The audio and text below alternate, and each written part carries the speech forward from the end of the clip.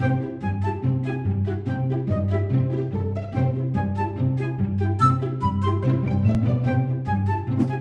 à toutes et tous. Bonjour à toutes et tous. Bienvenue dans cet atelier recette du vinaigre des 4 voleurs. Alors, Coraline, depuis le Moyen-Âge, on a tenté par tous les moyens de pouvoir se protéger de différentes épidémies ou contagions, et notamment les célèbres épidémies de la peste. Oui, sous l'Ancien Régime, lors d'épisodes de fortes épidémies, le roi donnait des instructions qu'il fallait diffuser dans tout le royaume, dans toutes les provinces, pour tenter de limiter la propagation des maladies et surtout de la peste. On a un exemple dans les archives qui date de 1721.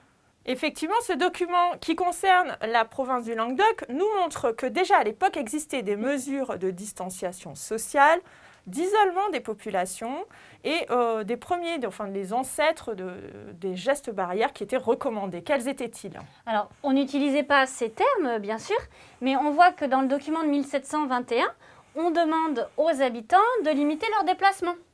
Et dans les villes qui possèdent des murailles, ce qui était encore fréquent à l'époque, on leur demande de limiter les entrées. Donc, on ne maintient que 2 portes, par exemple, et les entrées sont contrôlées. Donc, on explique dans le texte qu'il faut que les personnes soient connues pour les autoriser à entrer, ou alors qu'elles aient des certificats de santé. De la même manière, les marchandises qui rentraient devaient être contrôlées et porter des scellés pour qu'on soit sûr qu'il n'y ait pas d'introduction de marchandises qui puissent être contaminées. Et il y a bien d'autres mesures qu'on trouve dans différents textes et dans différentes instructions royales. Donc ce vinaigre des 4 voleurs était une des recettes qui était utilisée, qui était une macération en fait dans du vinaigre de différentes plantes aromatiques et médicinales, ainsi que d'épices, qui avaient des propriétés antiseptiques et désinfectantes.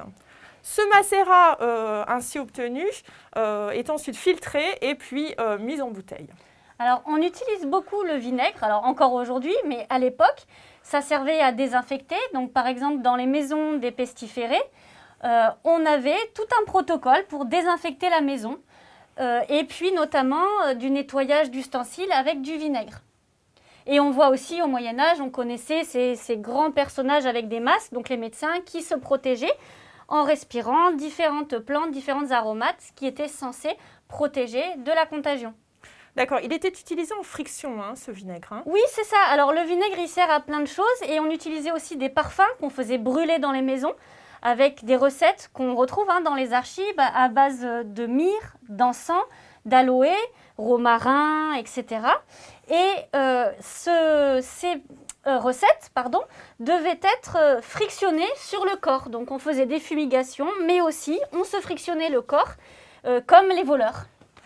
Ces voleurs, alors oui, c'est ça, cette recette. Pourquoi l'appelle-t-on le vinaigre des 4 voleurs ? Et quelle est son histoire ? Alors, la légende raconte que la recette serait née soit à Toulouse, soit à Marseille, à la fin du XVIIe siècle, probablement à Toulouse, où des brigands détroussaient les cadavres et allaient pénétrer chez les pestiférés dans les maisons pour voler leurs biens. Mais ils n'étaient pas atteints par la maladie, ils n'étaient pas contaminés. Donc, quand ils se sont fait attraper, qu'ils ont été jugés, on leur a demandé comment ils faisaient pour ne pas être malades. Et c'est là qu'ils ont expliqué qu'ils avaient une recette secrète et qu'ils se frictionnaient le corps avec ce vinaigre spécial avant de pénétrer dans les maisons. Au XVIIIe siècle, cette recette est inscrite dans les codex de pharmacopée. Donc en 1748, par exemple, on a les premiers codex qui proposent cette recette, qui est prescrite comme antiseptique et fabriquée en pharmacie. Très bien, on la trouve aussi encore aujourd'hui, sous une autre formulation, en officine bio, par exemple, le vinaigre des 4 voleurs que vous pouvez voir ici, et qui est utilisé encore aujourd'hui pour lutter contre la contagion, les risques de contagion, les soins de la peau, les soins des cheveux, des muqueuses, la fatigue, les maux de tête, encore les infections respiratoires, ou même l'élimination des poux et des lentes. Mais si vous avez envie, vous pouvez la faire vous-même, la recette, puisqu'on va vous donner les ingrédients et que la plupart d'entre eux se trouvent dans nos jardins. Alors, la recette qu'on a décidé de faire est inspirée d'un livre qui date de 1803, qui est un recueil de remèdes, de recettes et de secrets de la famille Durenc de Vibrac. Et dans ce document, on trouve une proposition de recette. Et cette recette s'est aussi inspirée du Codex de pharmacopée de 1837. Donc, on va commencer par les ustensiles pour réaliser cette recette. Donc, il va nous falloir en premier lieu un mortier, un bocal, puisque nous allons réaliser une recette pour 500 ml de vinaigre des 4 voleurs, un filtre à café ou à thé pour filtrer le macérat à la fin, également comme ustensile des planches à découper, un saladier ou une grande assiette pour pouvoir faire la mixture des différentes plantes. Et puis, je crois que j'ai fait le tour au niveau des ustensiles. Ah oui, un pressail, puisque vous allez voir qu'on utilise également de l'ail. Alors, quelles sont maintenant les fameuses plantes à utiliser? Alors, il va vous falloir de la sarriette. Donc ici, vous avez de la sauge, de la lavande, donc des fleurs de lavande séchées, de l'ail. Ici, vous avez aussi de la menthe et puis du romarin. Enfin, de l'absinthe. Alors, dans les recettes, on trouve 2 absinthes. Il faut utiliser de la grande et de la petite absinthe. Nous avons décidé ici d'en prendre qu'une seule puisque l'autre doit être uniquement prescrite sur ordonnance. Et puis, il faut éviter de la consommer et de l'utiliser. Donc, on a décidé de ne pas la mettre dans la recette, de même que la rue, puisque la rue est une plante qui figure dans la recette, mais qui est irritante pour la peau. Donc, maintenant, elle ne figure plus dans les recettes, même dans celles que vous allez trouver dans le commerce, comme le calaman qu'on utilisait dans certaines recettes de vinaigre des 4 voleurs qu'on ne va pas mettre ici. On a également dans la recette du vinaigre des épices. Alors, on a du clou de girofle, de la muscade, une noix de muscade, de la cannelle, de l'ail, alors ça ne fait pas partie des épices, on en a déjà parlé. Et également, à la fin, pour la toute fin de la recette, on a ce bloc-là, ces tablettes de camphre. Alors, on le mettra à la toute fin de la recette, un petit peu de camphre, mais une fois que les ingrédients auront bien macéré dans le vinaigre, qu'on aura filtré tout ça, on aura presque terminé la recette, on rajoutera un petit peu de camphre. Voilà, effectivement, cette recette est en 2 temps. On va préparer le macérat qui ira dans ce bocal.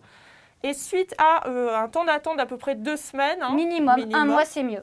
On rajoute le camphre et qui fera vraiment la finalité de notre recette. Et on filtrera pour mettre en bouteille notre préparation. Voilà, si on passait à la recette.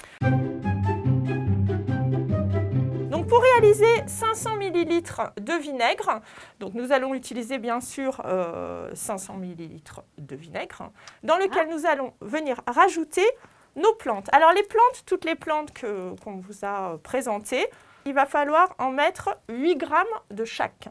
8 grammes de chaque plante. Alors bien sûr, on va utiliser les feuilles.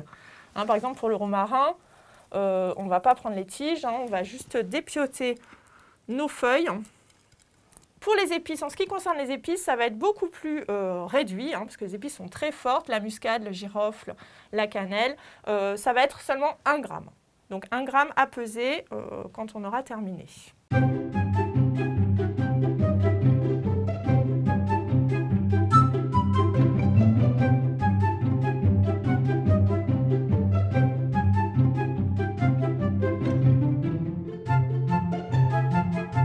On va mettre la menthe parce que je pense que ces 2 ingrédients vont avoir besoin d'être vraiment bien écrasés. Voilà, il nous reste à mettre les épices. 1 gramme de muscade ainsi que 1 gramme de clou de girofle.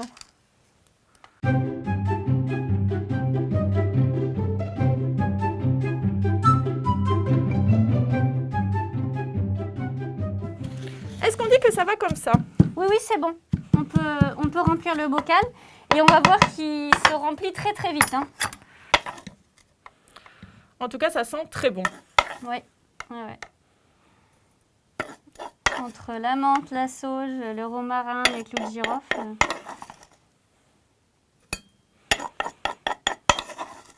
Et voilà.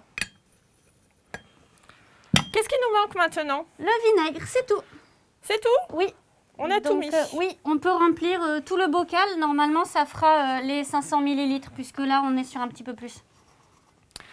Alors, ce vinaigre de cidre qu'on a choisi, qui est un vinaigre quand même de bonne qualité, si c'est possible, vu qu'on utilise. Donc vous pouvez utiliser du vinaigre blanc à la place du vinaigre de cidre ou du vinaigre de vin. Voilà, on verse bien jusqu'en haut pour laisser le moins d'air possible dans le bocal. On a terminé. Et on ferme.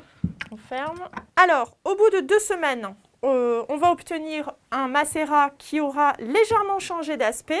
On va voir, on vous l'a préparé un petit peu à l'avance pour que vous puissiez vous rendre compte que les plantes ont légèrement changé. Et cette préparation maintenant, on va passer à la 2e étape. Donc on est 1 mois plus tard. 1 mois plus tard, et on va pouvoir maintenant filtrer la préparation, ajouter un petit peu de camphre et ce sera terminé. Je vais enlever un petit peu, faire un peu de place pour pouvoir passer à l'autre étape. Alors là, on se sert d'une carafe parce que ça va nous permettre de verser ensuite plus facilement notre filtration dans une bouteille, bien sûr. Vous pouvez vous servir d'un entonnoir également. Je vais vous aider pour ne pas faire de bêtises.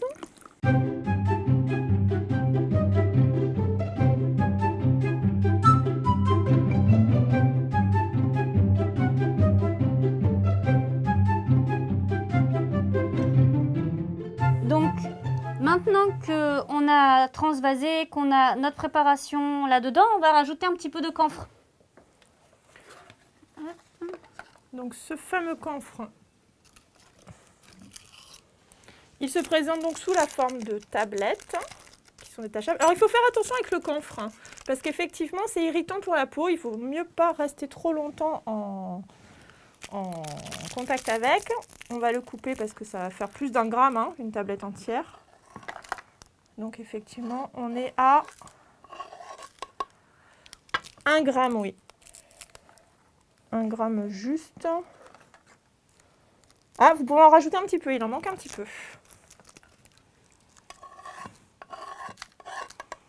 Voilà. Oui, impeccable. Donc on va le verser directement dans... on peut l'écraser ou le mettre directement, attendre que ça se dissolve.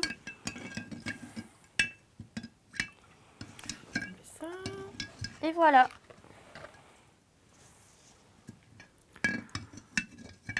Voilà, une fois que c'est bien dissous, l'objectif, ça va être de verser donc dans une bouteille avec un entonnoir ou peut-être juste le bec verseur, mais on va se servir d'un entonnoir pour ne pas faire de bêtises. Dans une petite bouteille comme ça. Voilà. Et on n'a plus qu'à verser. Voilà. Alors, qui le fait ? Moi ? Oui. Ok. On va essayer de ne pas faire trop de bêtises. Voilà, le camphre, il n'est pas tout à fait dissous, mais il va... Alors, ça se trouve en cristaux, le camphre. Nous, on l'a pris en petits morceaux et ça s'achète en pharmacie.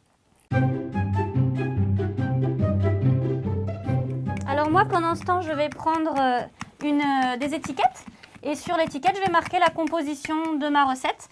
Et je vais marquer aussi usage externe sur l'étiquette pour bien se souvenir. Donc on met le titre, le vinaigre des 4 voleurs, la composition, donc le vinaigre, tous les ingrédients. Et on rajoute aussi usage externe et on peut mettre la date où on l'a fait. Mais on note toujours sur notre bouteille la composition. Qu'à refermer notre bouteille. Et à poser les étiquettes. En espérant que cette recette du vinaigre des 4 voleurs vous aura plu et en vous souhaitant une bonne réalisation et puis surtout une bonne santé.